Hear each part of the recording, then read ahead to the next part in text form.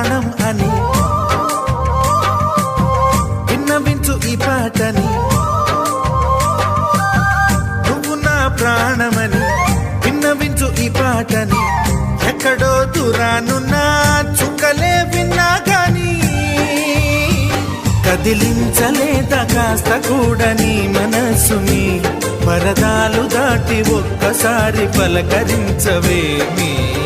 అందరినీ ఇలా వెంటపడి అడగాల సరదాగా నువ్వే ఎదురైతే సరిపోదా. నిద్రపోతున్న రాత్రి నడిగా గుటికి చేరిన గువ్వల నడిగా